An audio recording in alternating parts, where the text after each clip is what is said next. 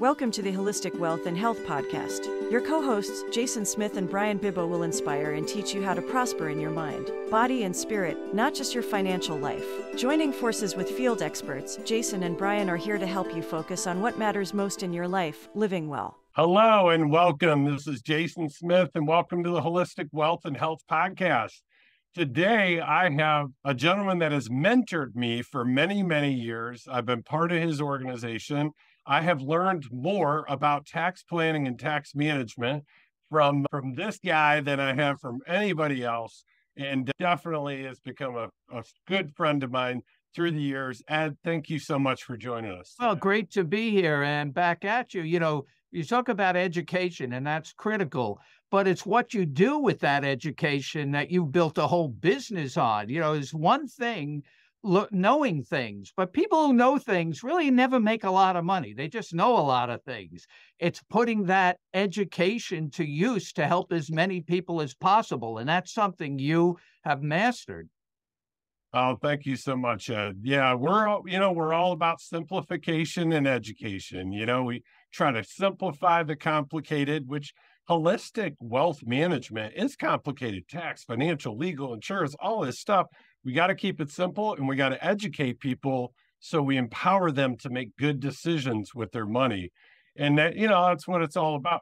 Ed, you are America's IRA expert. You've had that title for a long time. You're really the expert. All the major publications and media, they go to Ed when they want answers and they know they're going to get the right answers around tax planning and management things. But Ed, why don't you kick us off and just share, like, off the top of your head, some strategies, retirees or pre-retirees. Mainly our listeners are, like, for the most part, 40 to 70 years old, and they're either kind of building up in the accumulation phase, preparing for retirement, or they're about to go into retirement sometime in the next 10 years, or maybe they're even in retirement. It's pretty wide range.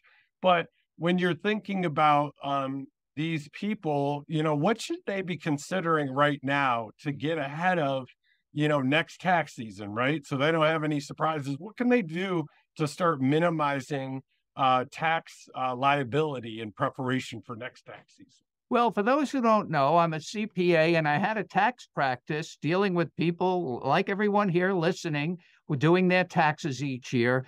But luckily for me, it hit me when I was in my early 30s. So you're talking about, I'm almost 70 now, almost 40 years ago. I realized, what am I doing? I'm not helping anybody. All I am is the messenger of bad news. Every year, somebody would come in. I'd have my clients sit right at this desk here. We've been in this place for over 40 years. I think we're the longest tenant in this building. Actually, last May was, 43 years here at the same spot. And so the clients would come in, and I would end up doing the same routine every year. I would look at, you know what you should have done last? If you only did, too bad you didn't do. Too bad. It's this whole woulda, coulda, shoulda. And I realized, what am I doing? All I'm doing is looking backwards when I should have been looking forward. Luckily for me, I picked up on that.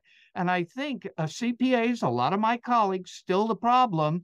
I look at people that do tax returns, CPAs in general, are really just history teachers. They tell you what already happened. That's no good. That already happened. You got to move on. So what I'm telling you is a big difference between tax preparation, recording things that already happened, and looking forward. All I did is got rid of the rear view mirror and looked out the front windshield. That's where it's all happening ahead of us. Proactive planning, things you can do now to shape your future so you don't come back each year for your taxes. And tax planning is not a once a year thing. People think it is because they know about the tax deadline. In fact, even my own publisher, I shouldn't even say this, but they say, should we put your new book out in tax season? No, it's not a tax book. It's a life planning like you do, holistic. It's the big long-term picture. Yes, it's just all that tax returns do is measure things year to year, but it's not measuring the big picture. And that's what people have to focus on when it comes to their retirement. Looking ahead, what's the score at the end of the game? Look, I know Cleveland now is a big football town, finally. But there's a saying in football, the score at halftime is irrelevant. Give me the score at the end of the game, and then I'll tell you who won. And that's the same thing with tax planning. It's how much you keep at the end of the game. And that's what you should be focusing on. Not all the little things that go on day to day, but focusing on doing those things towards reaching a goal. And it all comes back to me. What I learned is where you can make and accumulate the most money for retirement is in good tax planning, not in investments. Investments are part of it. Of course, you have to have something to protect. But investments are just half the game. That's the first half of the game, the accumulation. But it's protecting that money. And because now most people have most of their money in tax deferred accounts, not tax free, tax deferred, IRAs and 401ks, most people like to look at their balances, but don't realize that balance may not all belong to you. I sometimes tell people your IRA is an IOU to the IRS. Well, think about it this way. Most people understand, and this is what I use in a lot of my seminars to get the point across. Most people, when you sit down with people, Jason, they understand. You ask them where their property is, and a married couple might say, we have this joint account and joint investment account. Everybody knows what that means. That means they own it 50-50. What if I told you your IRA, a 401k, was a joint account with Uncle Sam? Because that's what it is. And you think, what? Uncle Sam owns 50%? No, the percentage is open. A regular joint account, at least you know you get half. This is a joint account with the government, with Uncle Sam, who will determine his share of that account based on how much he needs when the math kicks in and the deficits and the debt levels. I'm afraid of taxes going through the roof. So you want to get rid of Uncle Sam as a partner on your life savings. And that's what great planning can do, and put more money in your pockets and for your beneficiaries, long-term, big picture planning where you have more, keep more, and make it last. You know, I add so much wisdom in what you just said. And I've been saying for years when I talk to business owners, a lot of our clients are business owners. It's not about what you make, which is the investments, it's about what you keep. That's right. Which is the tax planning and management. So important for what. But here's a mistake people make. They look at short-term gains. For example, they look to put more money, say, in a 401k or an IRA because they get a tax deduction up front. That is probably one of the worst things you can do. People say, why? I get a tax, I save on that, but you pay for it later. Focus at the end of the game. If you think like me, and you know, you got to believe in that four-letter word I just mentioned. I shouldn't even say it again. Math, M-A-T-H. You know, the whole country is on a credit card, 30-something trillion in debt. I don't even know what the number is anymore. All I know is I used to say our debt levels are phone numbers. But now it's more than a phone number, even with the area code and the one. These are astronomical numbers. So at some point, I got to believe them, unless Congress keeps kicking the can down the road, the math is going to come home to roost. And the people who are at the highest risk of losing large chunks of their retirement savings to future higher taxes to pay these bills are the people with the most money in tax-deferred IRAs and 401ks. So they say they get a deduction because they're looking for the short-term gain. That may save you money up front, but it's not a true deduction. When you get a deduction or an exclusion of income for a 401k contribution or an IRA deduction, that deduction, we call it a deduction, but it's not really. It's just a loan you're taking from the government that will be paid back at the worst possible time, when you need the money most in retirement, when tax rates could be going through the roof. So that is one of the mistakes I see. People focus on short-term victories to save some money now, not looking at the big picture to accumulate.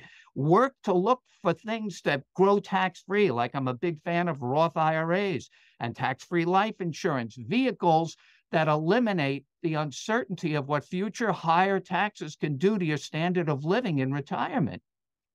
You know, Ed, one of the things I learned from you, and I love stories, analogies, right, is when you say, and you touched on this a moment ago, but you're in a partnership with the federal government on that money. And how do you get, you know, how do you get out of a partnership? You got to buy them out. And Yeah. that's one of the things when I joined your group, I think it's going 17 years ago, something like that. And you started, teaching me and other advisors at JL Smith, and we have multiple advisors in the Ed Slott group.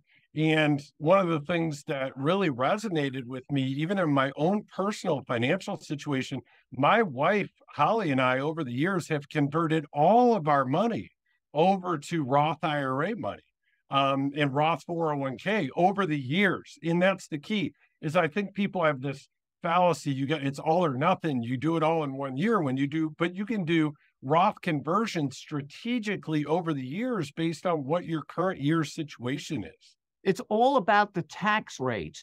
And right now, and we're coming, we have until the end of 2025. Now, after 2025, rates are supposed to go back up. I don't know if they will, but you've got to look again at the big picture. Everybody complains about taxes. I never ran into anybody that, didn't complain about taxes. But you don't realize how good it is. I'm glad to be on this program with you, Jason, to spread good news. These are the good old days. We're in the lowest tax rates you may ever see in your lifetime. Just to give you a frame of reference, to show you how bad it was, people like me and many listeners or followers on the podcast here, baby boomers. These are the people born in the years 1946 through 1964. Just to give you a historical perspective, the top federal tax rate for each of those years, 1946 through 1964, exceeded, now watch this, 90. That's 90, in case you didn't hear me, 90%, except for the last year, 1964. That's when the Beatles came to America and everybody was so happy. And I don't know if this part's true, but everybody was so happy, I'm told, that they dropped the top federal tax rate all the way down for 64 to only 77%. And the whole country did a happy dance because tax rates were only 77%. That's more than double today's top rate. So you have to learn from history. Mark Twain said, history doesn't repeat itself, but it rhymes. Or another way to say it, those who don't learn from history are bound to repeat it. The fundamental rule, and it's so simple, I explain this to accountants all the time, to keep more of your hard-earned money when it's in a tax-deferred account, a joint account with Uncle Sam, like your IRA and 401k, always pay taxes at the lowest rates, which is right now. Nobody wants to be told pay taxes now. Matter of fact, I say that in my seminars. I say, here's the secret, 3 words. Pay taxes now. People say, Ed, what kind of accountant are you? Pay taxes now. If I pay taxes now, Ed, I'll immediately have less, not more. I'm here to tell you the exact opposite is true if you look at the end of the game, like you talked about with your Roth. In fact, back in 2010, you were with me then, I begged people to take that deal. The government gave us the deal of the century. I converted everything. I didn't do little bits and pieces like you were talking about. And I mentioned it to our group. I said it publicly every show. I begged people to take that deal. I converted everything in my IRA to a Roth in 2010. If you remember, and those who don't know watching might say, why 2010? Well, before that, if your income exceeded 100,000, you were not able to convert. Congress, once again, in their wisdom, needed money. And they eliminated the $100,000 restriction. And they needed money so bad, they gave away the store. So I'll have a pause right here, and I'll ask, I converted everything in 2010. How much tax did I pay on my 2010 conversion? Pause for effect. Zero, nada, nothing. Yeah. Yes, that was true. That was the deal of the century. I begged people to take that deal in 2010. Here was the deal. If you converted, whatever you converted in 2010, you paid no tax in 2010. You paid half in 11 and half in 12. In other words, the government was so desperate, they gave everybody an interest-free loan to build a tax-free savings account.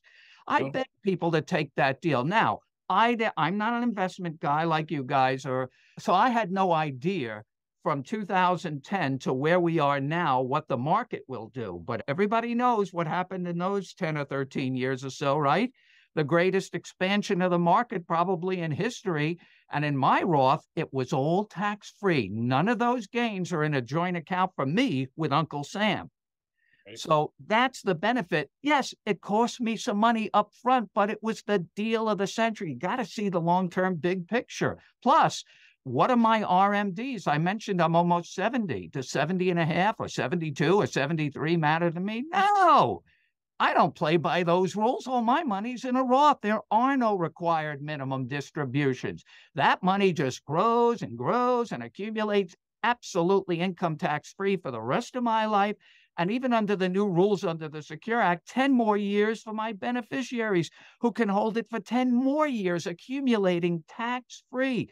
Tax-free money grows the fastest. That's another hard and fast rule. It's obvious. Why does it grow the fastest? Because it's not eroded by current or future taxes. You keep 100% of your money. No sharing. You know, I'm not a good sharer anyway. You've been to dinners with me. I order a shrimp cocktail. They give you like 3 shrimps, right? If I give one away, that's a 33% loss. Why would I do that? I tell people, get your own. With the Roth or any tax-free vehicle, you stop the sharing for the rest of your life. 2 things I wanted to ask you about. What situations, just for the listeners, might there be where it does make sense to do a traditional contribution where you get the tax deduction up front and then you do have to pay tax on it when you take it out later? And what scenario might the listeners be in where that might make more sense? Well, the things I'm talking about are general big picture items. Obviously, anybody listening should take this to their own tax and financial advisors and look at your own brackets.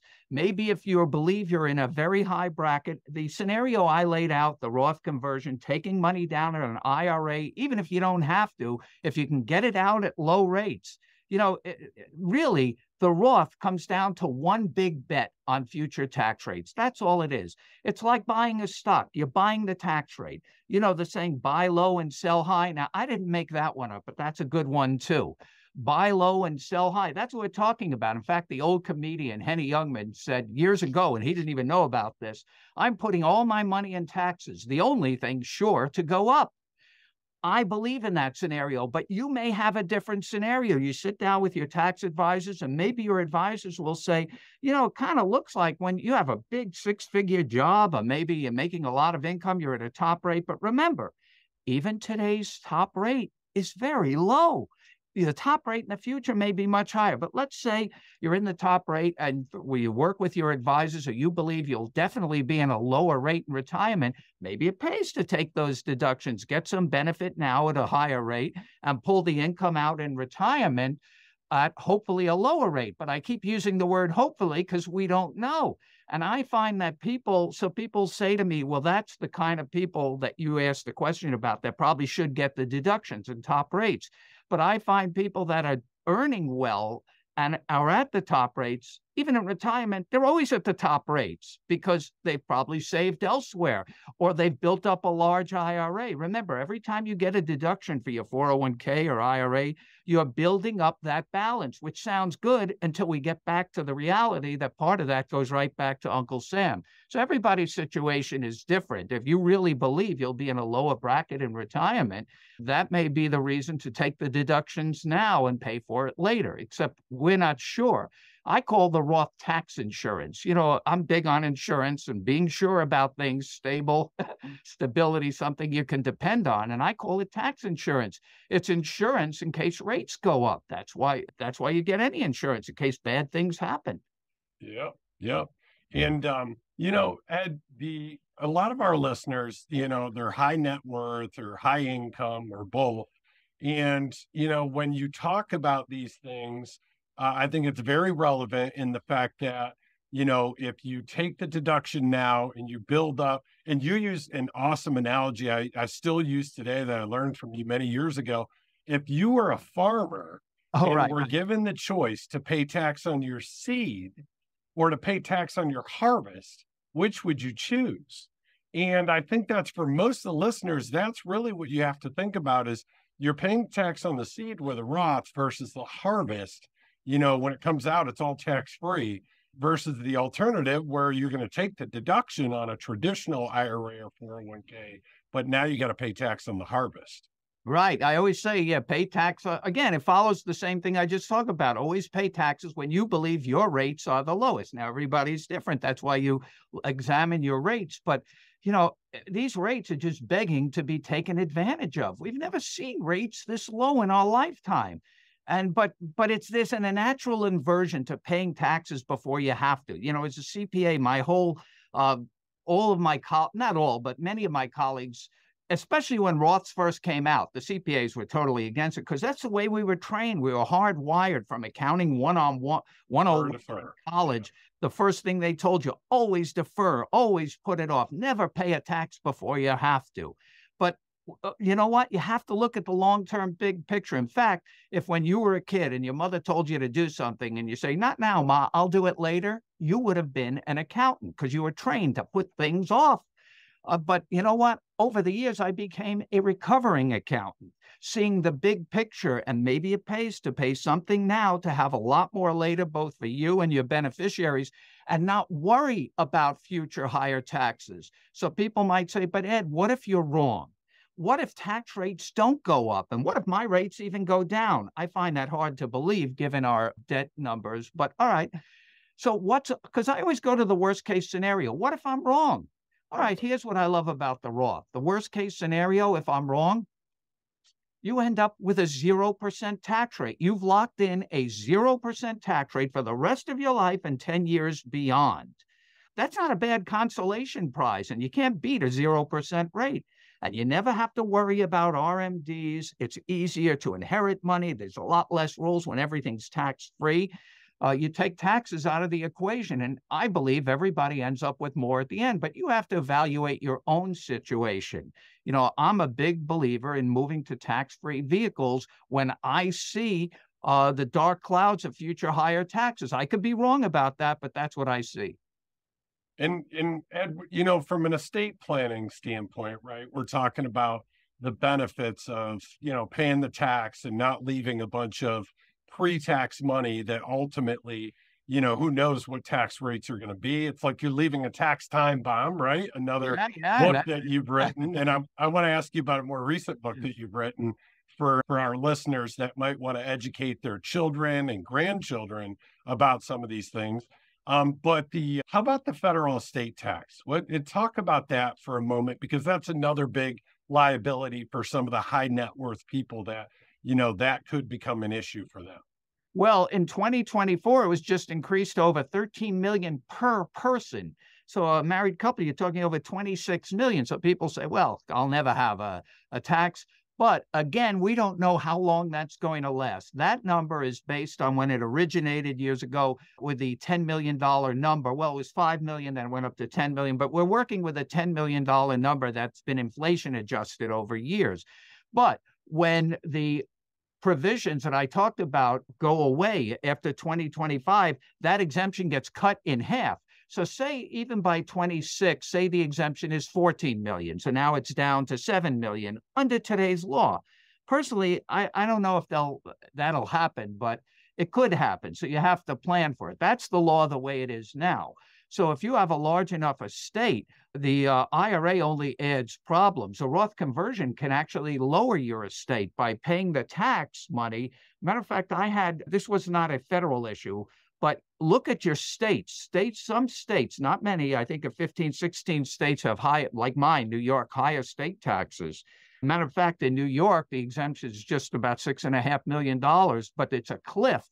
And I just did this example for somebody. And in the example, if you're just 100,000 over the New York exemption amount, it's a 252% tax because it's a cliff. You lose your exemptions. They'll say, well, New York only has 16% of state. No. If you look at the real numbers, it's about 250%. So I had this doctor a few years ago picked up on this. I hadn't seen this guy in, I don't know, 50, 60 years or something. It was my old doctor. He lived out at the end of my block. He was the old-time doctor that when we were kids would come to the house with his black bag and give us the shots. We couldn't stand that. You know, it made the house calls. Can you imagine doctors doing that today? He used to come to the house and sit us down and give us the medicine. Anyway, he remembered, he found me. He's in his 90s now. And he picked up, he was very sharp. He said, I'm just over the limit. And I don't want to have my kids, my estate, to pay estate taxes. I'm in my 90s. I'm healthy. But if I die, I project a big, especially state estate tax. So what we did, he had a large IRA. We converted $1 million of that IRA. It cost him about $400,000 in taxes, but that $400,000 for New York purposes under the cliff put him under and saved about $400,000 in otherwise taxes. So in effect, the state paid the cost of the conversion, and now he has a $1 million Roth that's absolutely tax-free. So he used the Roth conversion to lower his estate. He used another technique too, which I'd never seen before. And maybe it's something that we just used in this situation, because he said to me, if my estate continues to grow, I want to direct where my tax dollars go. I don't want it going to the government in estate tax. I want to direct it to charities, but I don't know how much my estate will be. So we put in something we ended up calling, I think I shared it with the group many years ago when this came across. We call it the Santa Clause, not like Santa Claus, the clause in his will, the Santa Clause. And basically what it says, if my estate goes high enough, so it would trigger estate tax, then I want to give enough money to remove the estate tax to these 5 or 6 or whatever charities. So he was directing where his tax money would go by using a clause like that. It was the only time I ever saw it being used, but I thought it was genius because he's saying, I want these 5 groups or whatever he had to get the money, not the state, not the federal government. I want to direct where my dollars go. And you can do that through charitable planning like that. Yeah. And I think these are great examples of, sophisticated strategies that are out there. And there's dozens and dozens more that you and I both know about that ultimately most people don't know about. You don't know what you don't know. And so they just think that, hey, I just show up and pay my taxes. Whatever the tax return says, it says. Hey, when I die, whatever happens, happens. But if you're proactive and you educate yourself and you start to, it's almost like playing a game of chess. You have to think moves ahead in order to win the game. A friend of both of ours, Dan Sullivan, just came out with a book recently, Who, Not How. Do you remember the book? Yeah. Yeah, I read it. Yeah. Because what you just said, if I'm listening, you said, oh, there's so many strategies and you got to play chess. But what if I don't want to play chess? Who, not how? Find somebody who can help you do that. But here's the challenge. Most financial advisors, and I know you'll agree with this being a financial advisor, don't have the tax planning knowledge. Most of them were trained to help you accumulate money, and that's great. Most of them are good at that. But you need to find the advisor that has specialized knowledge to help you keep what you have. That's the second half of the game, and most advisors don't play in that game. You said before, most people watching don't have access or don't know about these strategies. Sorry to say, most financial advisors don't seek out that knowledge because they were trained only on the investment side. But when you have most of your money in an IRA or 401k, you better have an advisor trained on how to help you find these strategies. So that's the who. Don't worry about how. Find somebody that can help you do that. And that's why I created the group that you've been a member of for many years. And you've been a proud sponsor of it because you too believe in education. It's called Ed Slott's Elite IRA Advisor Group. Has nothing to do with investments. It's on the second half of the game. We train advisors like many in your group who want to know how to play the full game, what you call holistic, play to the end of the game, the full story. In the second half, the tax planning, that's where the big money can be made or preserved or protected. That's what you need to do. Find advisors that have specialized knowledge in that area. And even as you know, the members of our group are advisors all over the country. Not all of them are experts in everything, but they have us as their back office. So they have resources from me and my team of experts in this area that they can draw on to give you mentioned it before, the right answer the first time. The tax rules in this area of IRAs, 401ks, as you know, are the most complex in almost the whole code. And that's bad enough. But the worst thing is not only are they complex, they're generally unforgiving, irrevocable. You may only have one chance to get the right answer. You want to get the right answer the first time and be exposed to all these strategies. We only talked about a few of them, but there are many ways to slay the tax dragon, some people say, or keep more of your hard-earned money and less to IRS. No problem with that. And it can be done if you put in. You don't even have to put in that much effort. Find somebody who can help you do it and explain it to you. It's not about, you're not going to read a book to try and be a brain surgeon. You're going to find a brain surgeon. Brain surgery, you can't do that on your own, even with a mirror. It's really hard. And Ed, let's switch gears for a moment and kind of talk about a newer book that you came out with, Fund Your Future, a tax smart savings plan. I came out with those. Yeah, those you can find. I put that book out for clients and consumers. It's called Fund Your Future, because when I would do seminars, which I do all over the country still, as you know, for consumers, people would say, how do I get this across to my kids and my grandkids? How do I educate them? I'm worried. Every person, and I got to say, I'm in that same group now. I can connect with them. Worried about their kids or grandkids inheriting money, knowing what to do with it, not losing it. There's a lot of scams out there, but there may be just a lack of planning, a lack of knowledge. How do I know? So I wrote that book to get people it's an easy book for parents and grandparents to give to their children and grandchildren just starting out. And the basic message is about the most valuable asset. And the most valuable asset, the greatest money-making asset any person can possess, is time. And young people have more of it than anyone else. So the book is aimed to take advantage of those years, starting Roths early, the compounding early, tax-free. Imagine if you and I were able to start our retirement accounts from $1 to grow tax-free, and we would never have these issues. They have that ability now. That's what Fund Your Future is about. My regular book, my latest book, this one, you're talking about the new retirement savings time bomb. That's out there now, but I've just completed a new version because Congress keeps fiddling with the rules. I have a new version. Nobody even knows this yet. The first time I mentioned it on a show, because I'm not sure of the publication date. I'm still waiting for the final version back from the publisher, but it's called The Retirement Savings Time Bomb Ticks Louder, because I'm more afraid. That's coming out somewhere it's scheduled now for around June 2024. But it's the same principles. Look at what you have growing, that's growing a tax bill. Every minute you do nothing, it's growing a tax benefit for Uncle Sam. And unless you're overly patriotic, there's no reason to share.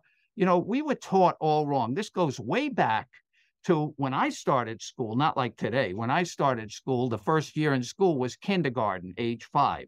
Now, as any grandparent knows, there's like 10 levels below that. You can go to 10 graduations before the kid turns 3 years old now. But anyway, when I went to school, they taught us all the wrong things. They taught us about sharing. That's nice for your toys and your crayons and your snacks, but not your money. Now you're at the other end of the spectrum. It's about keeping more, having more, and passing more on to your beneficiaries and loved ones tax-free, keeping more of your hard-earned money. And anybody can do it by having the right, knowledgeable, educated advisor and following the plans.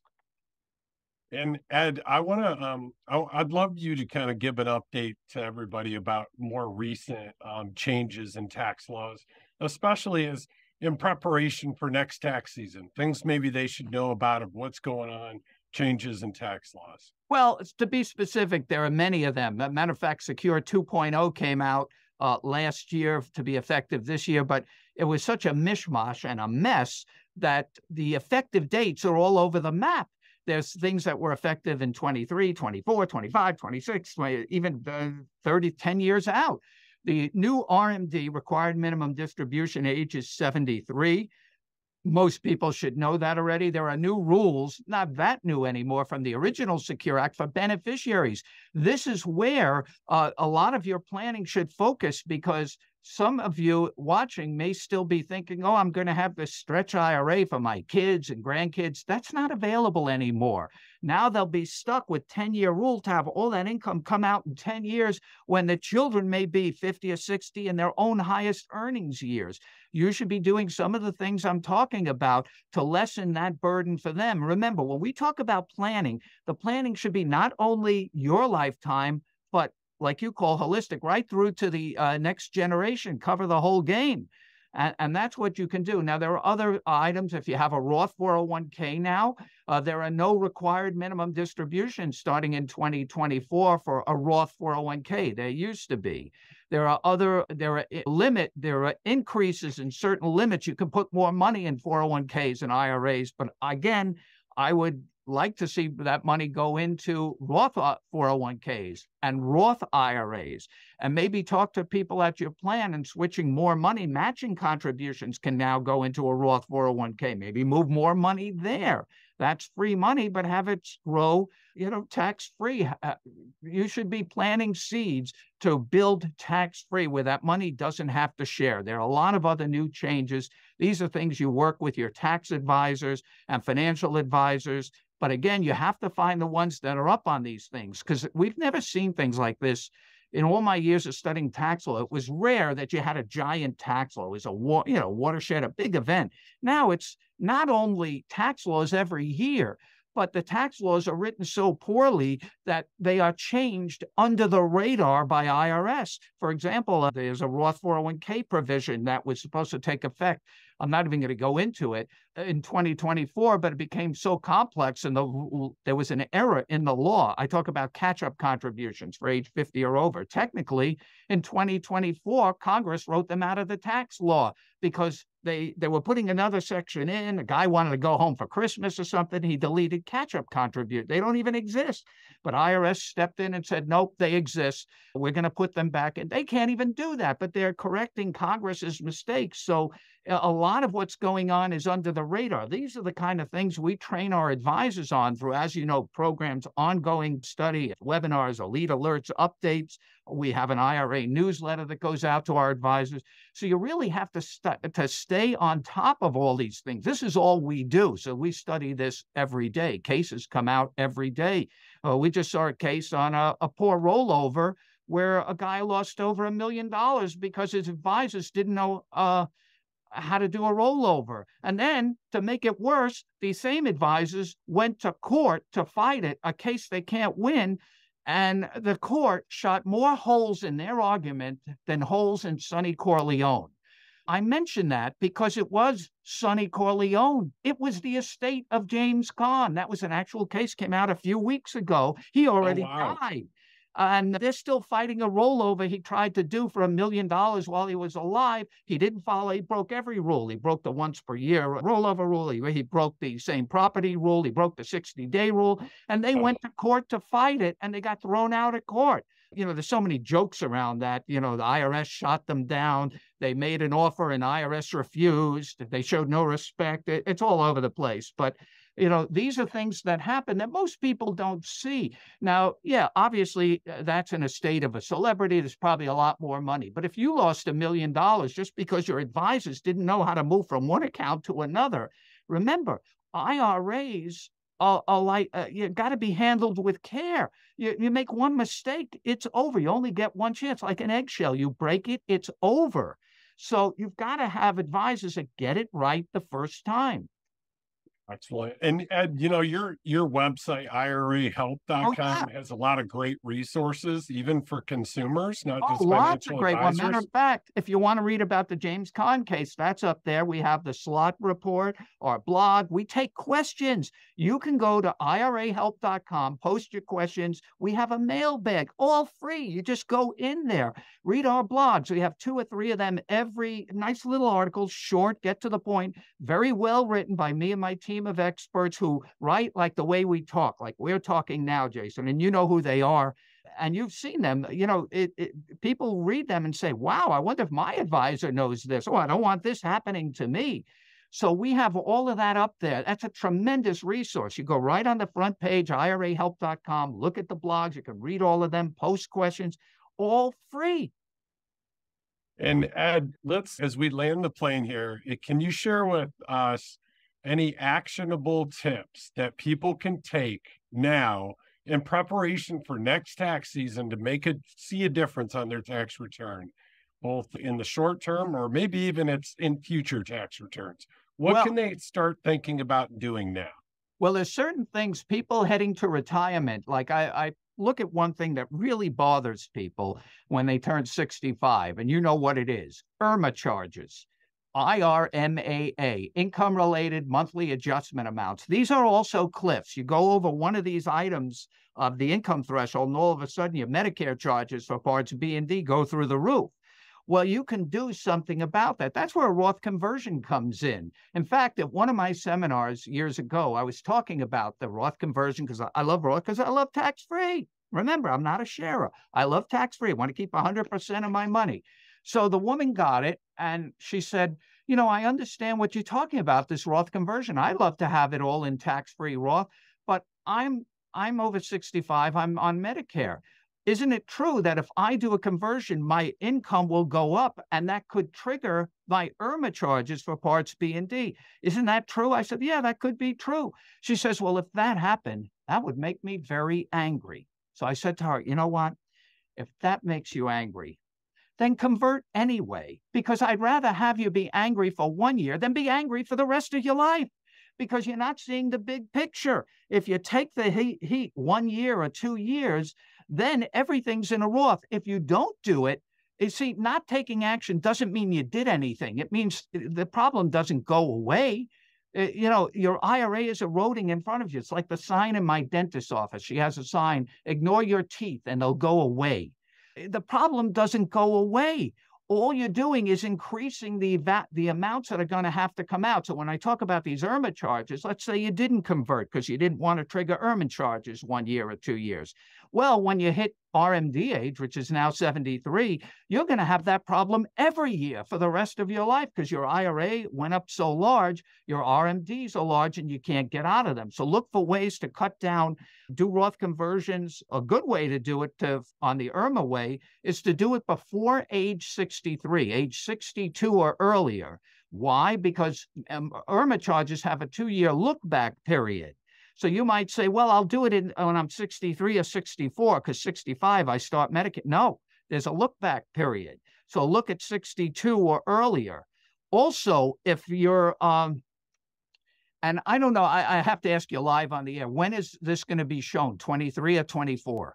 This will be here in the coming weeks. It'll be right near the end of the year. All right. I hate to end on a down note, but this is a situation which could help a lot of people. If you're a married couple and a spouse has died this year and there's a large IRA, do everything you can in the remaining weeks. Always work with your tax and financial advisors to convert that IRA to a Roth, because next year you'll be single and the rates are going to go through the roof. For example, most people leave their IRAs to their spouse. So when one spouse dies, the surviving spouse usually ends up with the same income and assets, other than the adjustment for Social Security, has the same income that they both had together. But the next year, she'll be paying at single rates. By doing that, yes, you take a tax hit now, but you're getting to put that into the final joint return to take advantage of that last opportunity. Then let's say you converted everything. Then next year you have a Roth IRA. You never have to worry about RMDs for the rest of your life. Your taxes will be lower for the rest of your life and for your beneficiaries. So a tip like that, unfortunate situation, could help many. Also, at the end of the year, people may be short on federal withholding tax. That happens a lot.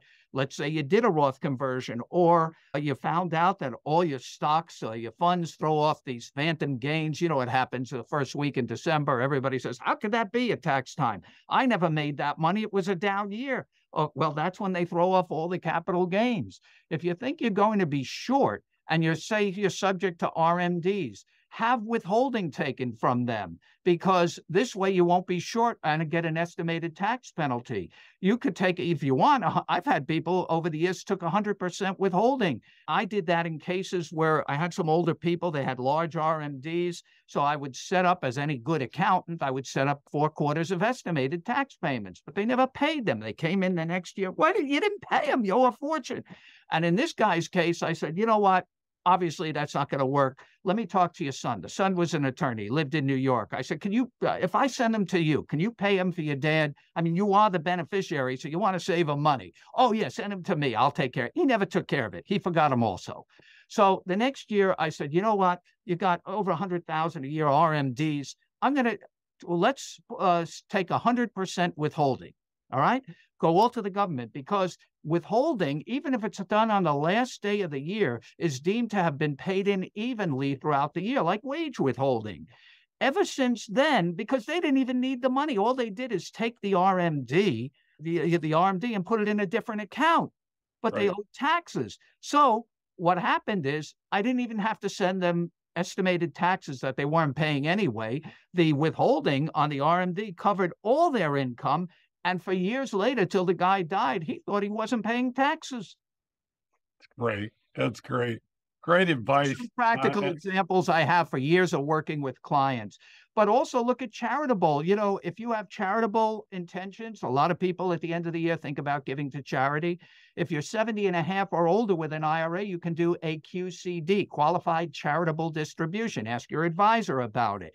Most people now, because of the structure of the tax law the last few years, receive no tax benefit for donations you're already making. Now, to be clear, I'm not saying give to charity to save on taxes. In that case, if that was the case, then give all your money to the charity, you'll never have a tax. No, this is for people that give anyway with charitable intent. If you're going to give anyway and you qualify for a QCD from your IRA by being over age 70 and a half, do it that way, because you get an exclusion from income that's better than a tax deduction.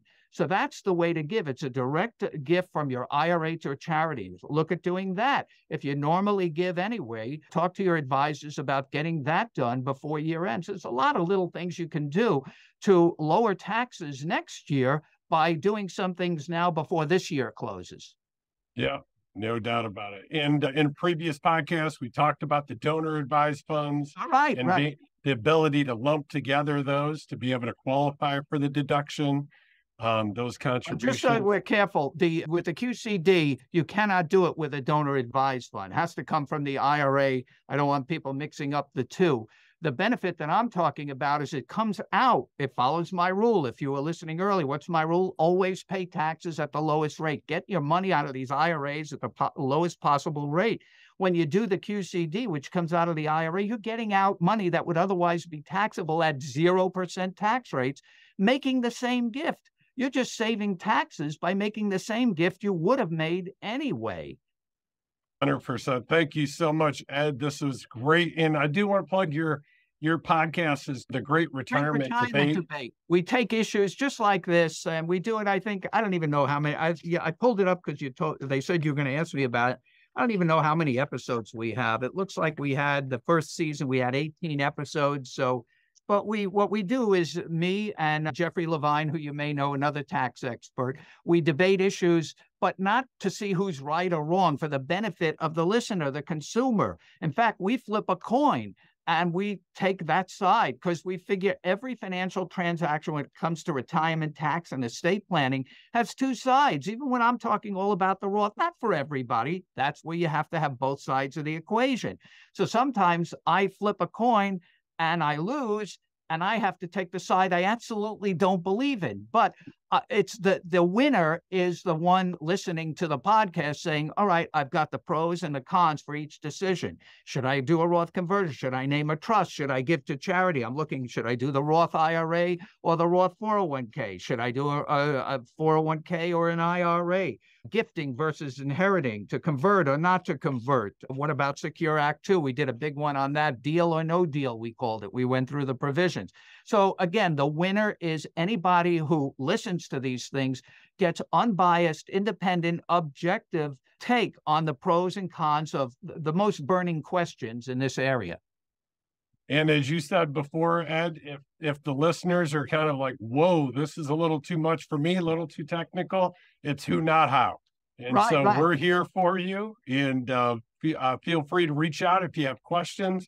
I want to thank you so much for being on the podcast today, Ed. And thank you for all your years of mentoring and training me and the other advisors to be the best holistic wealth management professionals we can be, which the tax planning and management is a crucial component of. Well, you picked up on that, and I thank you right back for supporting as many of our efforts to educate advisors. You've been a supporter for probably 20 years. I don't even know how long, because you always believed in education. And that's what I'm about. Remember, I'm a CPA, a tax advisor. I don't sell stocks, bonds, funds. I'm a tax advisor and a planner, and it's about educating people and translating it to something they can use to actually keep more of their hard-earned money. And I know you're a believer in educated advisors, and you put your money behind it by sponsoring our educational program. So thanks back to you, and great to be on this show with you. All right. And we will see you on the next podcast. Thank you. Thank you for listening to the Holistic Wealth and Health Podcast. We hope we inspired you to make changes so you can live your best life.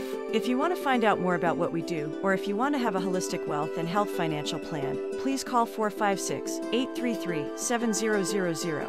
Please subscribe to the podcast and share it widely with your friends and family. Financial planning and advisory services are offered through Prosperity Capital Advisors and SEC-registered investment advisor with its principal place of business in the state of Ohio. J.L. Smith Holistic Wealth Management and PCA are separate, non-affiliated entities. PCA does not provide tax or legal advice. Insurance and tax services offered through Advisor DBA are not affiliated with PCA. Information received from this podcast should not be viewed as individual investment advice. Product discussions and illustrations are hypothetical in nature and will vary based on many factors including, but not limited to, age, health, product, insurance carrier, and product design.